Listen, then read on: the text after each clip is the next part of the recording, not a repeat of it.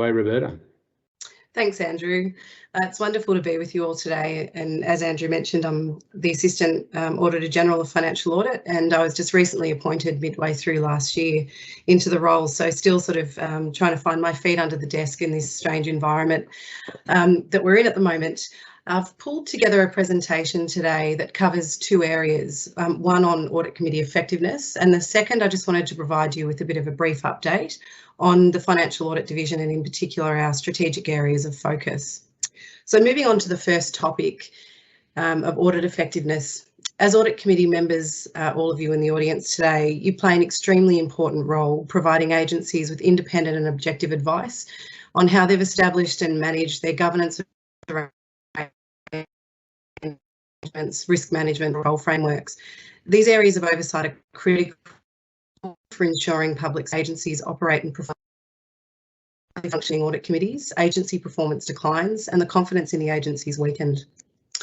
As part of preparing for the event today, we reached out to you to understand what topics of interest would assist in delivering your roles. And one of the consistent themes surfaced through the feedback, whether we could share any insights from our experience working with effective audit committees. We're in such a unique position as the state statutory auditors to observe how varying audit committees across the Victorian public sector work. We interact with audit committees regularly in discharging our mandate, and that might be through our formal engagement or even informally, most commonly with committee chairs. It's from these opportunities we have the benefit of observing aspects of committees that work well and contribute to the overall success. When I use the term success, in our eyes, this extends beyond ticking off the charter obligations. It's about how well the committee works together and influences improvement for the agency. Today, we've pulled together some insights from our experience operating with strong committees. Depending on the maturity of your committee, we hope you can walk away using one or two of the insights to assist in your role.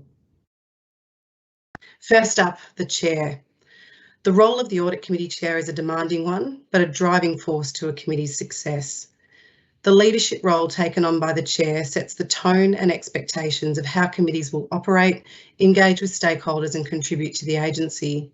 It's important for the Chair to consider what leadership style is most appropriate relative to the committee members, stakeholders and the maturity of the agency. The role of the Chair calls for individuals who are strong communicators and comfortable asking the tough questions of all stakeholders. It's someone that drives collaboration of the committee members and leverages the diverse skill sets held.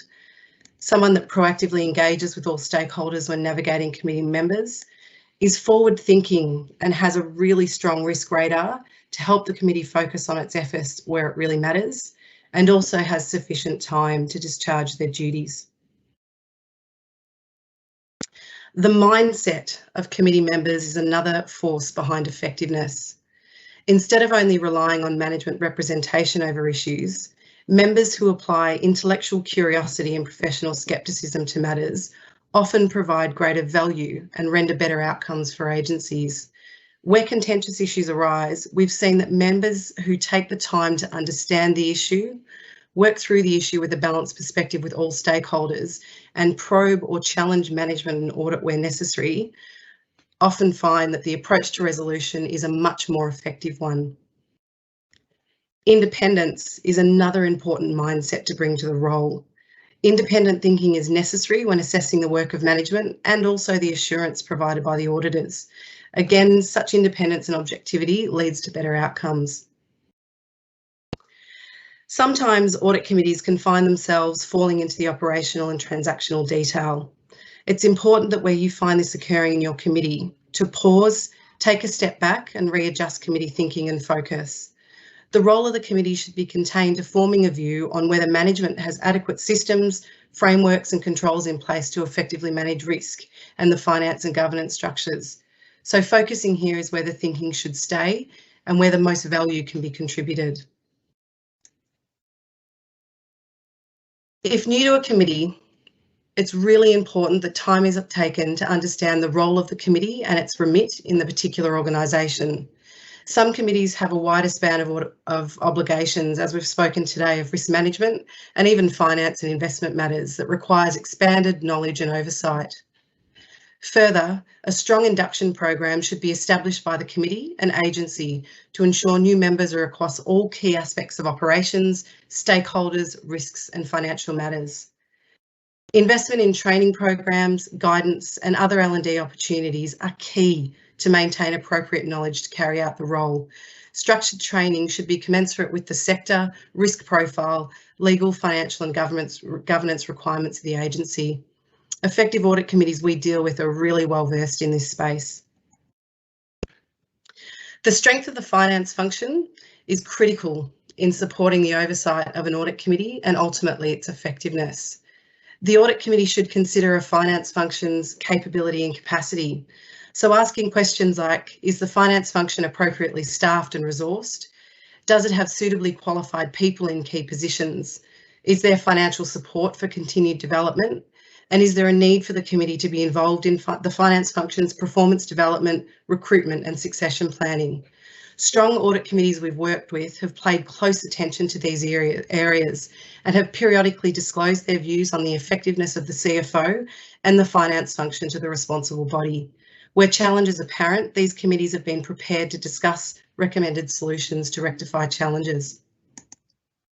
Another area of focus we're seeing is whether the agency, in particular the CFO, is planning to or currently embracing technological change, transitioning to what we call the modern finance function. Committees are asking what the roadmap is here, what automation is possible and what efficiency opportunities exist and where can the saved effort be redirected? What higher quality data-driven insights can be achieved and is there any cost benefit? The approach to meetings. The committee, in particular the chair, should own the agenda and not let it be driven by the agency. Setting out essential issues to be discussed and managing additional agenda items as they arise based on risk and priority will lend itself to an effective meeting. Successfully run audit committees also develop forward annual programs that detail the committee's responsibilities and also indicate when and how the committee will deal with and receive information regarding responsibilities. This is a really simple tool, but one that enables committees to ensure responsibilities are met and for all stakeholders involved to be across when matters need to be covered.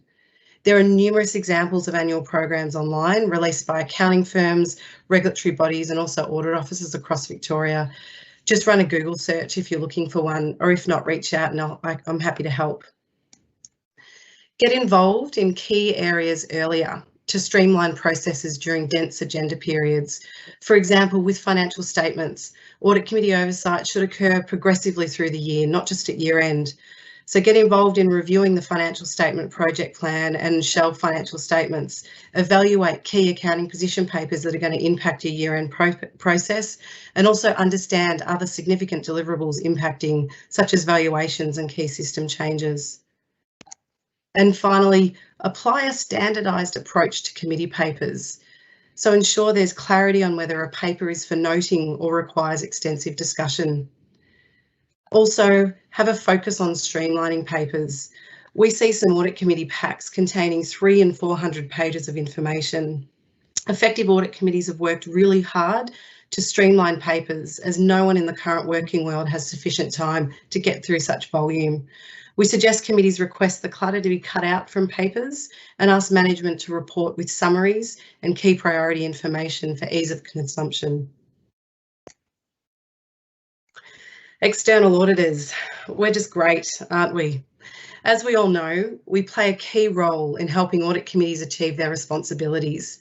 It's therefore really important that we establish a strong working relationship together. After all, we're both working toward a common accountability goal for the agency. This work relationship requires us to have regular communication beyond the formal meetings, especially with the chair. This could involve, for example, meeting with us on a contentious issue or having a call with the lead director prior to a meeting to understand status or any key challenges. We need to establish trust in the relationship, allowing open and candid dialogue to occur and have respect for the role both sides play.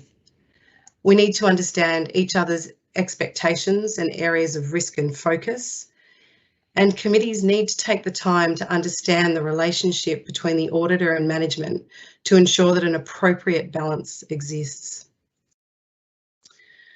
From time to time, we're faced with restrictions on attending audit committee meetings or unwillingness for agencies to share requested information or data.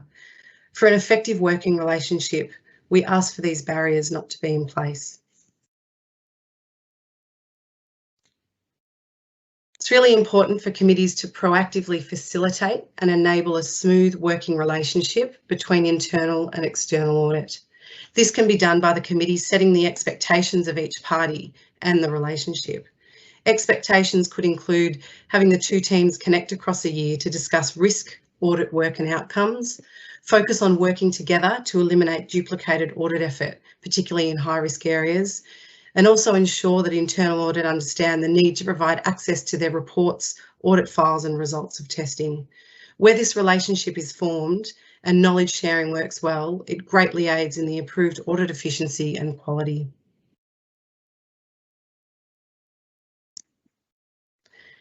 And our final insight relates to engaging with the responsible body. The head of the agency and the responsible body's support and influence are critical for a committee's standing and effectiveness in an agency. Audit committee chairs should really focus on developing a sound working relationship with the head of the agency and the responsible body. Ongoing communication and interaction should occur to discuss key risks and issues facing the agency, and confirming the committee's agenda and approach to working and action, ensuring that they're supporting the assurance and expectations of the responsible body. Extending an invite to these stakeholders to audit committee meetings alongside external and internal audit is a good thing as well, as it fosters an open and transparent working culture between all important stakeholders. On to measuring effectiveness. Self-assessment of the committee's effectiveness is required annually at a minimum under the Financial Management Act or the local government requirements, and the responsible body will generally undertake an assessment at least once every 3 years. Across the public sector, there are varying practices on how committees measure their success. From our perspective, to be effective, it's important that committees can firstly determine and define what success actually looks like. A strong assessment focuses not only on the compliance with the Charter, but also on the extent of collaboration and contribution of members and the committee's ability to influence outcomes and improvements for the agency congruent with the strategy. We suggest regular performance assessments, so at a minimum annually, but whatever continuous process is selected, this should be established in the Charter. To assess its effectiveness, the Audit Committee as a collective should undertake a self-assessment. Areas of focus in this assessment can relate to how the committee interacts and collaborates, whether they've got a good understanding of the business risk, finance and governance arrangements, how the work program's been structured, and how the committee approaches contentious issues and other matters, whether there's challenges with objectivity and independence, how engagement with stakeholders occurs and skills are leveraged, and also what outcomes have been achieved or contributed to the agency. Use of an external facilitator may be beneficial with this exercise. Irrespective of what process is taken, the results of the self-assessment should be shared with the responsible body. It's also important for the chair to review the performance of each audit committee member. A review of an individual's performance can relate to similar criteria as the committee as a whole. It's also important to include a self-assessment of the individual for the chair to really understand whether the member's satisfied with the way meetings are going and if they feel they get an opportunity to influence and contribute to discussions and committee matters. Assessing the effectiveness could also include feedback from key stakeholders. For example, finding out the views of external audit. Ask the lead partner or the director how they see your committee operate relative to other committees they are exposed to. Also seek feedback from the CEO and the responsible body. As mentioned before, is the committee oversight and contribution consistent with their expectations? Assessment tools can be used to help assess the performance of the committee and also individual members. And again, there's some really great evaluation tools online that have been pulled together by firms and regulators. Just undertake a little Google search in this space. The standing directions also in the guidance part 3.2.1 also list a whole bunch of sources you can go to help in this space. Some audit committees we know take advantage of opportunities to benchmark with other audit committees on how they operate. We strongly suggest you engage in networking events to connect with and learn from the experience of other committees. And finally, on effectiveness, assessing performance is a redundant task unless an action plan is implemented to respond to areas identified for improvement. It's really important that after an assessment takes place, the committee come together and work through the outcomes and identify areas for improvement and action. So that closes my session on our insights to Audit Committee effectiveness, but I did just want to take the opportunity to spend a few minutes touching on some strategic areas of focus for financial audit, as I thought these may be of interest to a number of you. So auditing is evolving rapidly through the disruption of technology, a greater focus on audit quality by regulators, and from our experience through the pandemic.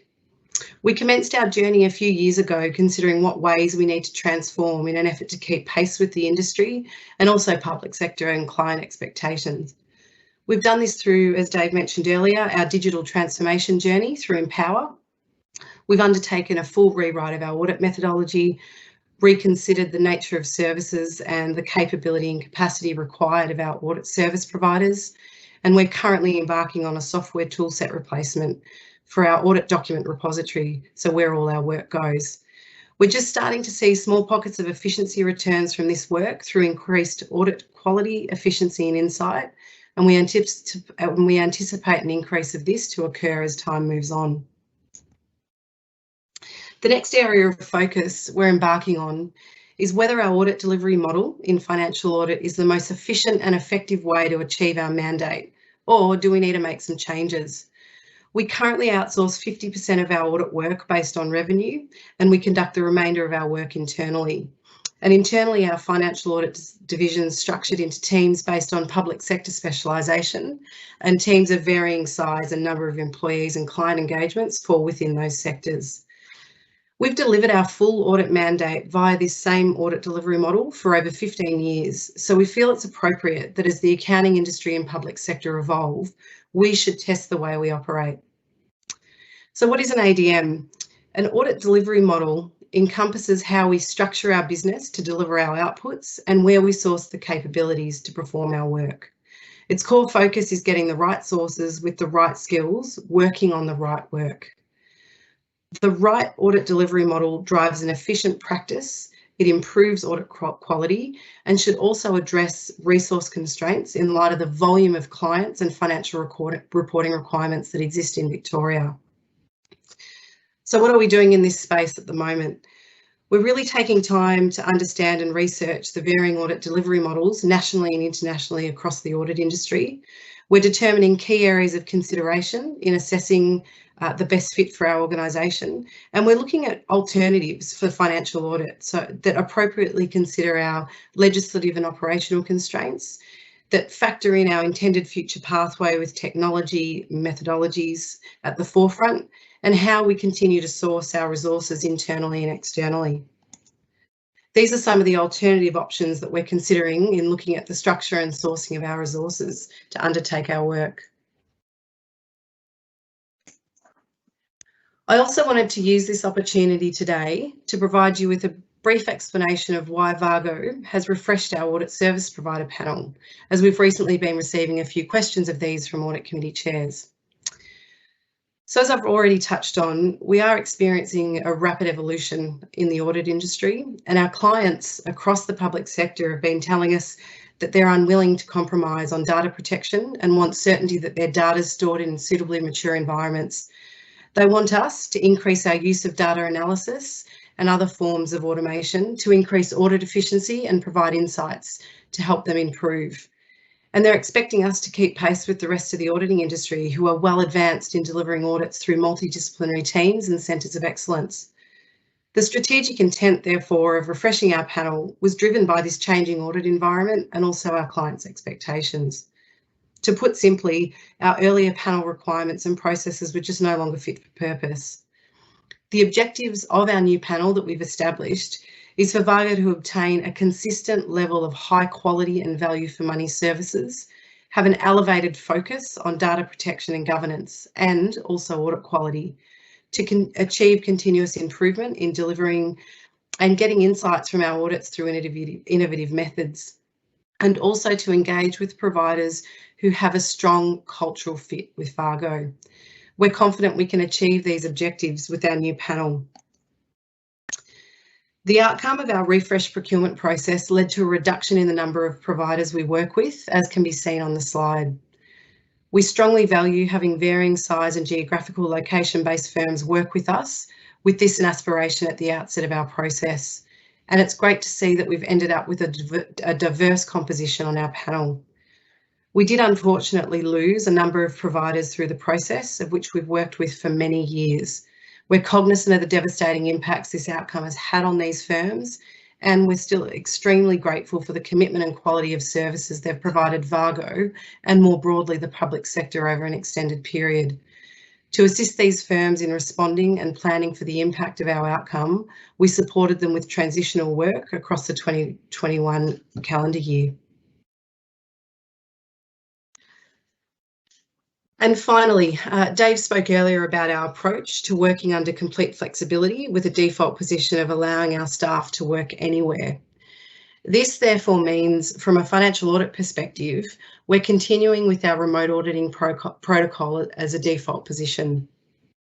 Our better normal principles, which we'll share with you after this session, don't prevent us from attending a client site, client meeting, or even attending audit committee meetings. They really just mean that our focus has changed and it's now on the quality, not the quantity of in-person interaction with clients and staff. We'll consider the value and the business need first in making a decision on how and when we connect with our key stakeholders. To improve our experience remote auditing, we continue to seek remote access to client systems to allow for more efficient audit practices. Benefits of obtaining remote access to client systems means it's less disruptive to agency staff as it removes significant information requests. It allows for a higher audit quality to be achieved with access to full population of data, enables real-time auditing to occur across a year, creates some opportunities for unexpected audit procedures to be undertaken when we're looking at mitigating our risks of fraud. And depending on the nature of access, we can evolve our testing further over control environments. We've gained remote access to some of our clients and will continue to seek this more broadly. It'd be wonderful to have your support with these requests. That's all I had today, Andrew. So over to you. Are there any questions? Well, we've got lots of questions, Roberta. I think you might have covered some of them on the way through in terms of the changes to our audit service provider panel. And I think in the interest of time, I might just pose one question to you and then we'll hand over to John. And as I said, we'll round back up after John's presentation. And just a reminder to those listening that this you can rewind if you missed something, and we'll be putting out the video of this after the event's over. So the question, I guess, is about internal audit and the audit committee's role in relation to that. I don't think what you were saying is that that's not important, but the observation is that you know, audit committees aren't just there for financial reports. So a response to that, I guess. Sorry, Andrew, could you repeat the question? Sorry, just I guess it's more of an observation. I guess I was after your views on that audit committee's role extends beyond their external audit engagement and also covers internal audit. And the comment was this is really a critical aspect of the audit committee's accountability, so it really should bear mention. Yes, yeah. Really so just an observation. Yeah, definitely. Look, in terms of the insights, we really focused on from the observations from an external auditor and what we've seen. But yes, the focus and the remit definitely captures the internal audit function. It's very important for an organisation.